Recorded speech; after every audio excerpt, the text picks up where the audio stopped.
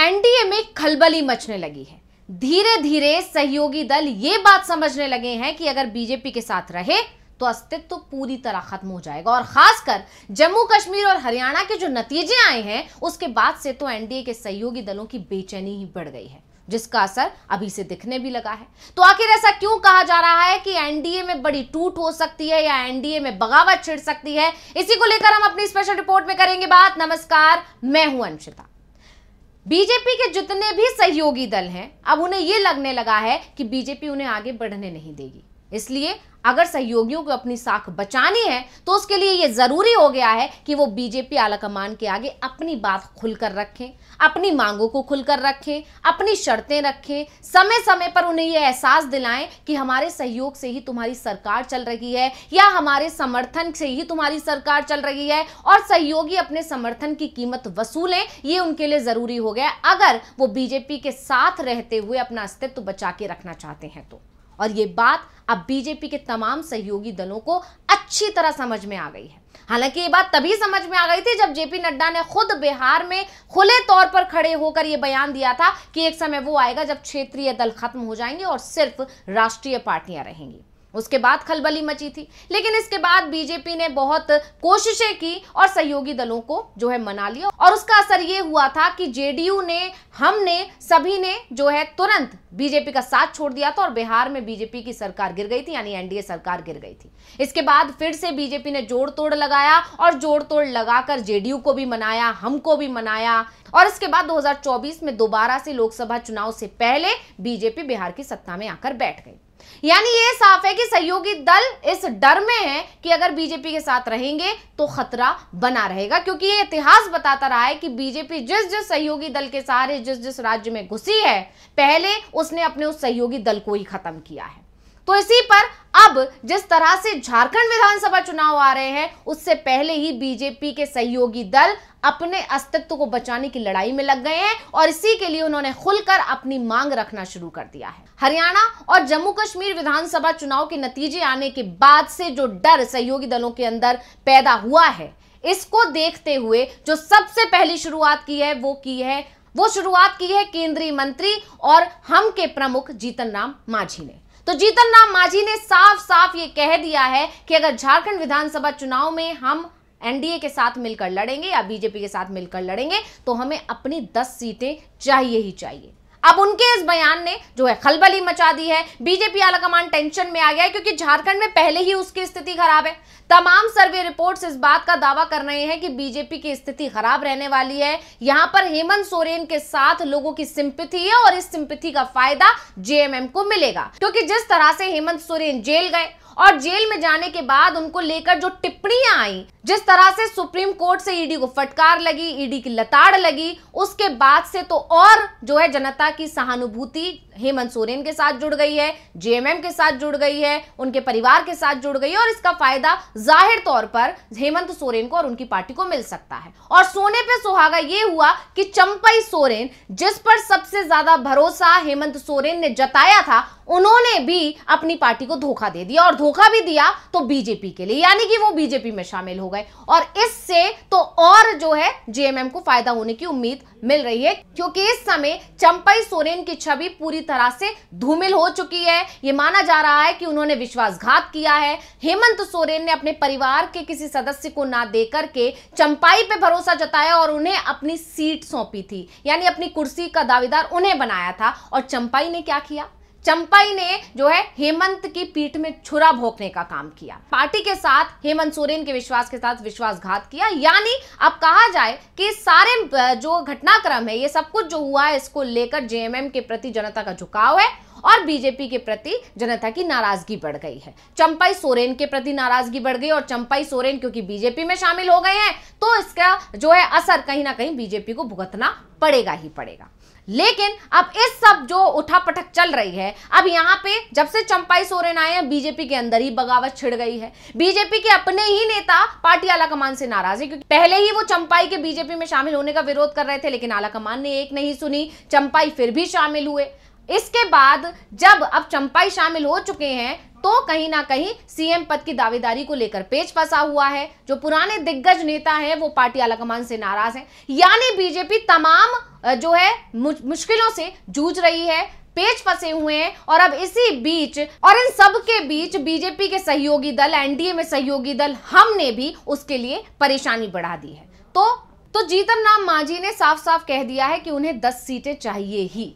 यानी झारखंड में जैसे जैसे विधानसभा चुनाव और नजदीक आ रहा है, बीजेपी के सहयोगी लगातार अपने लिए सीट की मांग कर रहे हैं। हालांकि बीजेपी ने पहले ही अपने सहयोगियों को साफ साफ कह दिया है कि पार्टी झारखंड में जदयू और आजसू के अलावा किसी और के साथ गठबंधन नहीं करेगी।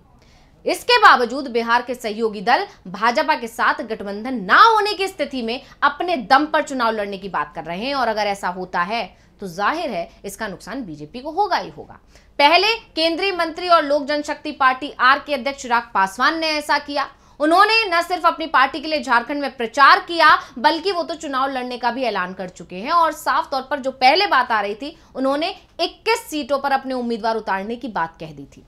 और अब उसी कड़ी में एक कदम आगे बढ़ते हुए केंद्रीय मंत्री और हम पार्टी के अध्यक्ष जीतन राम मांझी ने भी झारखंड की 10 सीटों पर चुनाव लड़ने का ऐलान कर दिया है। तो जीतन राम मांझी ने कहा है कि अभी हम हाल ही में चतरा में बैठक किए हैं और वहां पर हमने घोषणा किया है कि 10 सीट पर हम लड़ने का प्रयास करेंगे।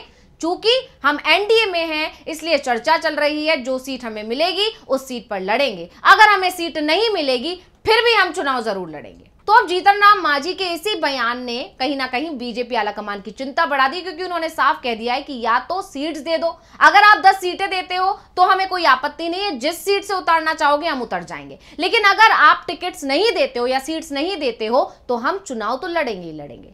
अब जरा सोचिए कि अगर गठबंधन के दल ही एक दूसरे के आमने सामने खड़े हो जाएंगे राज्य में, तो इसका नुकसान तो सबसे बड़ी पार्टी को होगा ही होगा, एनडीए के प्रमुख दल को होगा ही होगा। और इसी से बीजेपी अब डरी हुई नजर आ रही है। और इसी को लेकर जानकारी ये कह रहे हैं कि क्योंकि जीतन राम मांझी अब अपना मन बना चुके हैं और अगर बीजेपी आलाकमान ने उनकी बात नहीं मानी तो ये मानकर चला जा रहा है कि जीतन राम मांझी ने बीजेपी को झटका देने की तैयारी कर ली है। अब इससे पहले झारखंड में चिराग पासवान की पार्टी लोक जनशक्ति पार्टी रामविलास ने भी इसी तरह की टेंशन दे दी थी। जब मामला कैसे भी शांत होता नहीं नजर आया तो ऐसा दावा किया जा रहा है कि बीजेपी आलाकमान उन्हें 1 सीट देने को राजी हो गया, यानी उन्हें 1 सीट मिल सकती है। अभी हाल ही में चिराग पासवान की केंद्रीय गृह मंत्री अमित शाह से मुलाकात भी हुई थी और लगता है कि उसी मुलाकात में इस तरह की बातचीत बनी जिसके बाद यह दावा किया जा रहा है। इससे पहले हाल ही में लोक जनशक्ति पार्टी रामविलास के पार्टी प्रमुख चिराग पासवान ने कहा था कि एनडीए में सीट बंटवारे पर बात बनी तो ठीक है, नहीं तो हमारी पार्टी अकेले भी चुनाव लड़ सकती है। उन्होंने ये भी कहा था कि मेरे पिता रामविलास पासवान का यहाँ पर जनाधार रहा है और मौजूदा समय में यहाँ पार्टी मजबूत है। हमारा संगठन यहाँ आगामी विधानसभा चुनाव में हिस्सा लेगा। इसके साथ ही चिराग पासवान ने यह भी कहा था कि जब तक चुनाव आयोग अधिसूचना जारी करेगा तब तक चुनाव को लेकर चल रही सभी चीजें ठीक हो चुकी होंगी। यह पता चल जाएगा कि पार्टी अकेले चुनाव में जा रही है या फिर एनडीए के साथ जा रही है। विधानसभा चुनाव को लेकर सारा फैसला पार्टी की प्रदेश इकाई द्वारा ही लिया जाएगा। यानी कि चिराग पासवान ने साफ साफ संकेत दे दिया था, बिल्कुल उसी तरह जैसे कि जीतन राम मांझी ने दिया है। जीतन राम मांझी ने भी यही कहा है कि अगर पार्टी मानती है तो ठीक, यानी बीजेपी मानती है तो ठीक, नहीं तो हम अकेले चुनावी मैदान में उतर जाएंगे। और ठीक इसी तरह से, ठीक इन्हीं तेवरों के साथ, ठीक इसी तरह के लहजे में चिराग पासवान ने भी मैसेज पहुंचा दिया था बीजेपी आलाकमान के पास कि आप मानते हैं तो ठीक, नहीं तो हम खुद चुनावी मैदान में उतर जाएंगे। अब चिराग पासवान, जीतन राम मांझी ये वो नेता है जो मोदी सरकार के या पीएम मोदी के बेहद करीबी माने जाते हैं। यहां तक कि चिराग पासवान तो खुद को मोदी का हनुमान कहते हैं। ऐसे में अगर झारखंड में, जो बिहार से लगा हुआ एक राज्य है, अगर उसमें ये एनडीए बिखरे हुए तौर पर लड़ेगा या एनडीए में टूट नजर आएगी, एनडीए में बगावत नजर आएगी, तो इसका असर आने वाले समय में बिहार पर तो पड़ेगा ही पड़ेगा। और अगर बात एक बार बिगड़ी तो ऐसा तो नहीं है कि हमेशा के लिए बनकर रह जाएगी। हो सकता है कि ये बात बिगड़ती जाए और इसका असर फिर दिल्ली की सरकार में भी दिखाई देने लगे। और इसी वजह से बीजेपी अब बहुत प्रेशर में नजर आ रही है, दबाव में नजर आ रही है। कहीं ना कहीं एक बार फिर अब सहयोगी समझ चुके हैं कि बीजेपी के साथ अगर रहना है तो बीजेपी के हिसाब से नहीं चलेंगे, बीजेपी को अपने हिसाब से चलाएंगे। क्योंकि बीजेपी के साथ अगर रहे तो अस्तित्व खत्म हो जाएगा। और जैसा कि मैंने आपको कहा, सहयोगी दलों को यह डर जम्मू कश्मीर के चुनावी नतीजे और हरियाणा विधानसभा चुनाव के नतीजे देखने के बाद ज्यादा हो गया है। जैसा कि आप जानते हैं कि जम्मू कश्मीर के नतीजों की अगर मैं बात करूं तो पीडीपी जो बीजेपी की सहयोगी रही थी जब 2014 में जो है वहां पर चुनाव हुए थे, हालांकि गठबंधन में इन लोगों ने जो है चुनाव नहीं लड़ा था, लेकिन जब कोई भी पार्टी वहां पर बहुमत हासिल नहीं कर पाई तब जाकर जो है बीजेपी के साथ मजबूरी में पीडीपी को गठबंधन करना पड़ा था और इसके बाद सरकार चलानी पड़ी थी। हालांकि ज्यादा दिन तक ये सरकार नहीं चली और उसके बाद राष्ट्रपति शासन लग गया, लेकिन उस कुछ सालों का गठबंधन ही पीडीपी को भारी पड़ गया। और इस बार जब 10 साल बाद चुनाव हुए तो जनता उस गठबंधन की यादों को भूली नहीं और उसका असर यह हुआ कि पीडीपी का सूपड़ा साफ हो गया।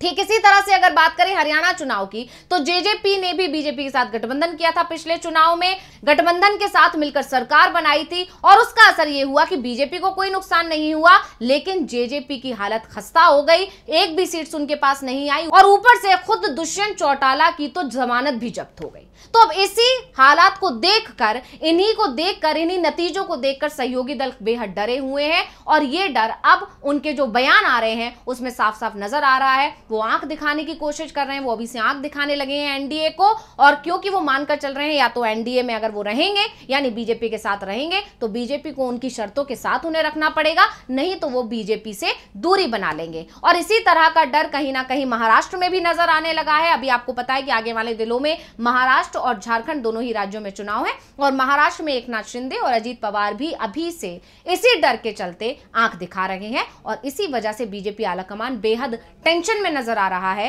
क्योंकि अभी से बगावत के सुर उठने लगे हैं और अगर ये बगावत अभी नहीं थमी तो इसका असर दिल्ली की सरकार पर भी पड़ सकता है। तो इस रिपोर्ट को लेकर आपका क्या कहना है, हमें कमेंट करके अपनी राय जरूर दीजिएगा। इसी के साथ मुझे दीजिए इजाजत। देखते रहिए डीवी लाइव। नमस्कार।